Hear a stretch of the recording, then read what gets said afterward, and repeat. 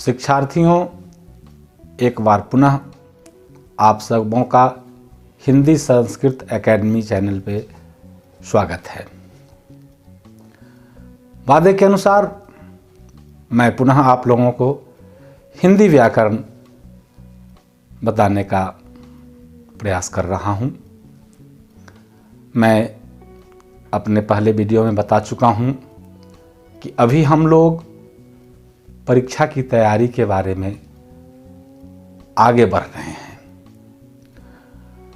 हम उन टॉपिक पर चर्चा करेंगे जिससे ज़्यादा से ज़्यादा प्रश्न इंटरमीडिएट, मैट्रिक या अन्य परीक्षाओं में पूछे जाते हैं।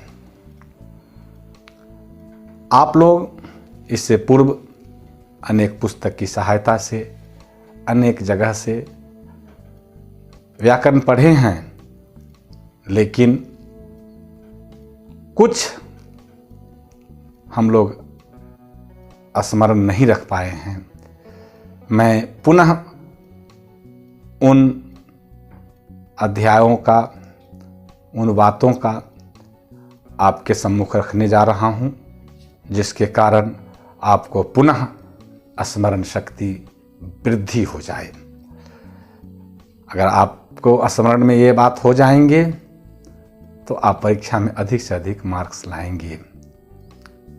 सब आप जानते हैं, लेकिन आप इसको याद नहीं रखते, इसके कारण आपको वहाँ दिक्कत हो जाती है। चलिए आगे बढ़ते हुए मैं पुनः आप लोगों को स्वर वर्ण और व्यंजन वर्ण के बारे में बतलाता हूँ। पिछले वीडियो में मैंने आपको स्वर वर्ण के बारे में बतलाया था। साधारणतया व्यंजन वर्ण के बारे में मैं आपको बतलाता हूँ। आप भी जानते हैं, जिन वर्णों के उच्चारण में स्वर वर्ण की सहायता ली जाए उसे हम व्यंजन वर्ण कहते हैं, जैसे क, ख, ग इत्यादि। व्यंजन वर्णों की संख्या 33 है, जिसे हम क वर्ग, च वर्ग, ट वर्ग, त वर्ग, प वर्ग, य, र, ल, व, तालव्य स, मूर्धन्य स, दंत स और ह वर्ण आते हैं। क वर्ग का मतलब क, ख, ग, घ, ङ। च वर्ग का मतलब च, छ, ज, झ, ञ।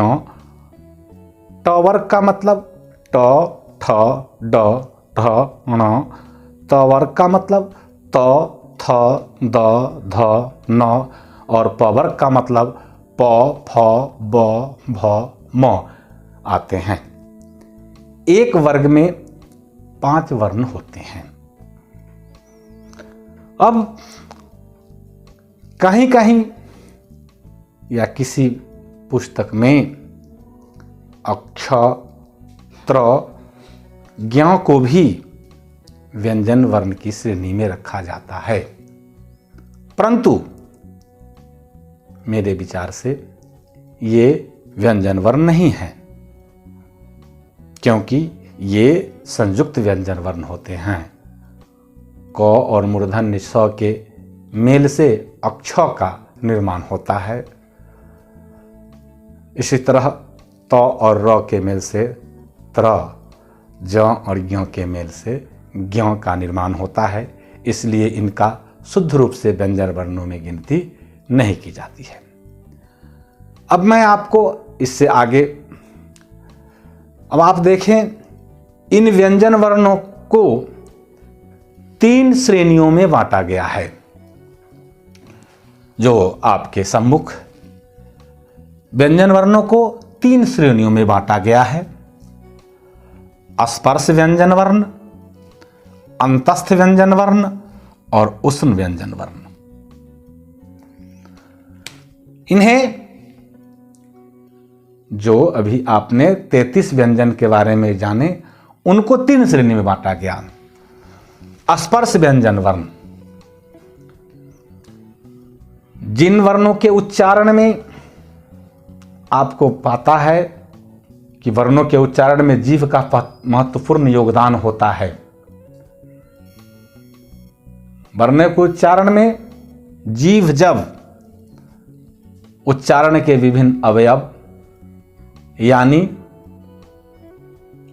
कंठ, तालु, मूर्धा, दंत, ओष्ठ का स्पर्श करती है तो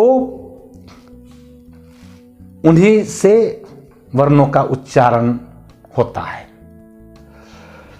तो स्पर्श व्यंजन वर्ण किसे कहेंगे? तो क से लेके म तक के वर्ण को स्पर्श व्यंजन वर्ण कहते हैं, क्योंकि इनके उच्चारण करने में जीभ हमारा उच्चारण के विभिन्न अवयवों का स्पर्श करती है। दूसरा, अंतस्थ व्यंजन वर्ण, जिन वर्णों के उच्चारण में जीभ किसी भी जगह का स्पर्श किए बिना आवाज निकालती है उसे अंतस्थ व्यंजन वर्ण कहते हैं, यानी वो मुख के बीच भाग से निकलती है।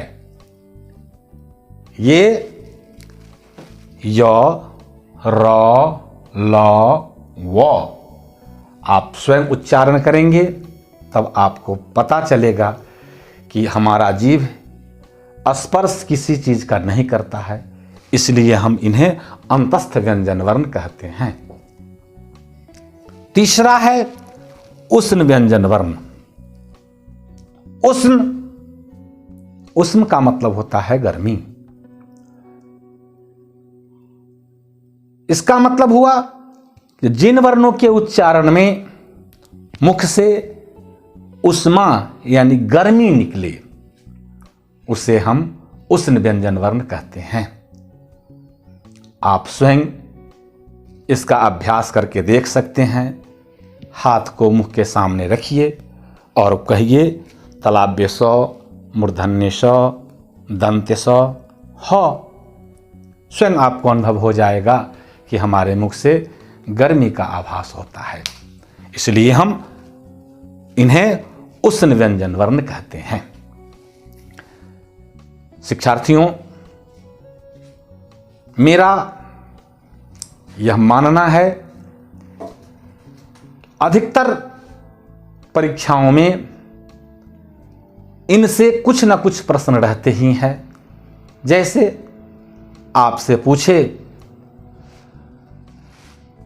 च किस व्यंजन वर्ण की श्रेणी में आते हैं, तो आप स्पष्टतया जवाब दे देंगे स्पर्श व्यंजन वर्ण की श्रेणी में।